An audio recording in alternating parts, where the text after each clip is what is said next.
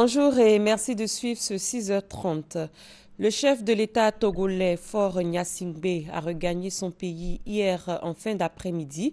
Il effectuait une visite d'amitié et de travail en Côte d'Ivoire. Le président togolais a quitté Abidjan à 19h. Il était accompagné par son homologue ivoirien, le président Alassane Ouattara.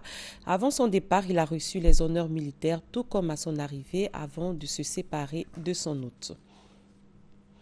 Au cours de sa visite hier en Côte d'Ivoire, le président togolais Faure Gnassingbé et son homologue ivoirien Alassane Ouattara ont, à la suite d'un tête-à-tête tenu un point presse, les deux chefs d'État ont évoqué la qualité des relations entre la Côte d'Ivoire et le Togo. Également au menu des discussions, la question du terrorisme. Les deux chefs d'État ont prôné la solidarité pour venir à bout de cette situation. Le séjour du président togolais Faure Gnassingbé en Côte d'Ivoire s'est soldé par la signature de 4 accords de coopération. La signature a eu lieu au ministère des Affaires étrangères en présence du ministre d'État Charles Kofi Dibi et son homologue togolais Robert Dussé. Léon Brou. Enfin, un cadre juridique formel pour tracer la coopération entre la Côte d'Ivoire et le Togo, jusque-là basée sur la solide amitié entre feu les présidents Félix Houphouët-Boigny et Gnassingbé et Adema. C'est le fruit de cet accord signé par les ministres ivoiriens Charles Dibi Kofi et togolais Robert Dussé des Affaires étrangères. Outre cet accord instituant pour la première fois la grande commission mixte de coopération, 3 autres accords bilatéraux ont sanctionné le séjour ivoirien du chef de l'État togolais, Faure Gnassingbé. Il recommande notamment le suivi et l'évaluation de la coopération entre les deux États, des consultations régulières sur des questions d'ordre international pour l'adoption d'une position commune.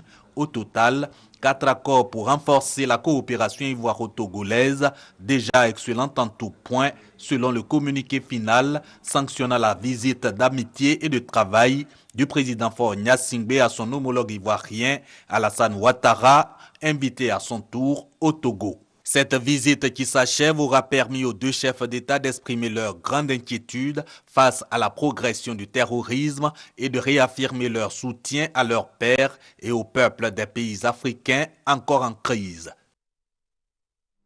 À Washington, aux États-Unis, le Premier ministre Daniel Cablon-Duncan était l'invité de la Banque mondiale. Le chef du gouvernement s'est exprimé sur la relance économique de la Côte d'Ivoire après 10 ans de conflit. Daniel Cablon-Duncan a également pris part au forum FCV 2015 sur la fragilité, les conflits et la violence dans les États. Hamza Diaby est notre envoyé spécial à Washington. Daniel Cablon-Duncan, une fois de plus à la tribune, et l'auditorium de la Banque mondiale est plein comme à chaque fois que le sujet concerne la Côte d'Ivoire. C'est le deuxième panel de haut niveau en session plénière auquel prend part le Premier ministre. Le forum FCV 2015, fragilité, conflits et violence dans les États, pour la redéfinition de la fragilité et la réflexion pour éradiquer la pauvreté. La Côte d'Ivoire en train donc de montrer aussi un exemple, parce qu'on n'a pas fait venir la Côte d'Ivoire pour rien. C'est parce que la politique mise en œuvre par le président Ouattara a permis une croissance rapide et une croissance forte et une amélioration rapide de la condition donc, des vies donc, des Ivoiriens. Et ces exemples étaient bons d'être aussi communiqués aux autres partenaires. Et vous savez que dans les interventions, moi je demandais en fait qu'on puisse faire en sorte que chacun des continents, on puisse avoir un ou deux pays, qu'on aide à sortir de la crise et qui puissent être de locomotives donc aux autres. Et en marge de ce panel, le Premier ministre Daniel Cablon-Duncan a rencontré plusieurs responsables de départements techniques de la Banque mondiale, de SFI et de MIGA pour renforcer la coopération entre ces institutions et la Côte d'Ivoire sur différents projets. Et toujours à Washington, on s'intéresse à ce soutien de la Banque mondiale dans le domaine des TIC en Côte d'Ivoire. Un soutien évoqué lors d'échanges entre le ministre ivoirien de la Poste et des TIC, Bruno Nabagny-Koné, et le directeur TIC de la Banque mondiale, Hamza Diaby.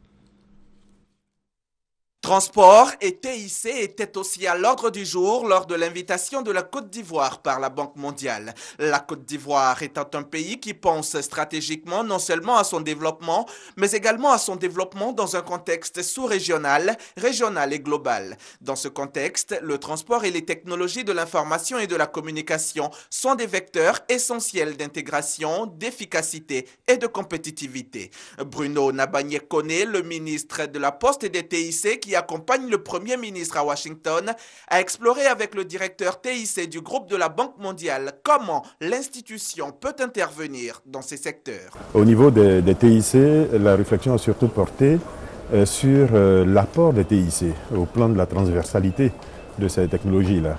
Aujourd'hui, les TIC, il ne faut plus les voir en tant que technologies qui apportent des solutions de communication, mais les voir d'une façon plus globale et donc assurer des investissements et un développement plus cohérent et qui touche davantage les populations. Et le directeur transport et TIC de la Banque mondiale se dit favorable au projet de la Côte d'Ivoire. Le ministre a un plan très ambitieux en 5 points principaux et nous avons convenu d'examiner ce plan en plus de détails pour voir comment, au niveau du groupe Banque mondiale, donc tant la banque elle-même que la SFI et MIGA, comment nous pourrions appuyer le développement de ce secteur. L'objectif de la Côte d'Ivoire est de faire passer le secteur des TIC de 7 à 15% du PIB, un objectif très ambitieux qui contribuerait à positionner la Côte d'Ivoire comme un pays d'avenir, ce qui nécessite des investissements importants, des politiques et un cadre réglementaire très sophistiqué,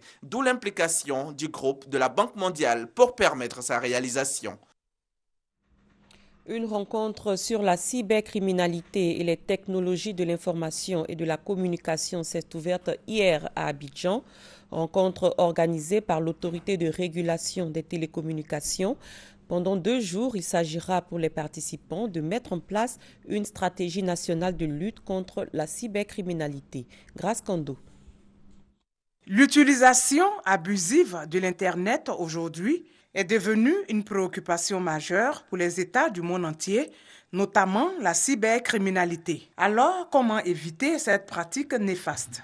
L'Autorité de régulation des télécommunications du Côte d'Ivoire, ARTCI, en partenariat avec une structure spécialisée dans le domaine d'éthique, initie un atelier de sensibilisation sur la cybersécurité.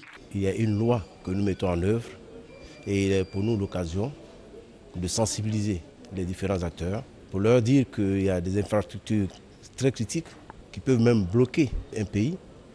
Mais il vaut mieux être déjà sensibilisé à la chose, de sorte que nous puissions attaquer de front et régler les problèmes. Cette rencontre dure 2 jours et regroupe plusieurs structures. Mes attentes, c'est éventuellement de regarder tous les aspects juridiques. Quel est le cadre juridique de la cybercriminalité aujourd'hui en Côte d'Ivoire?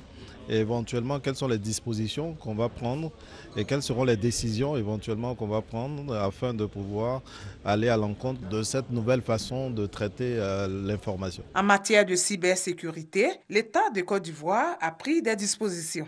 La cybersécurité est essentielle pour le développement du modèle tel qu'il fonctionne aujourd'hui.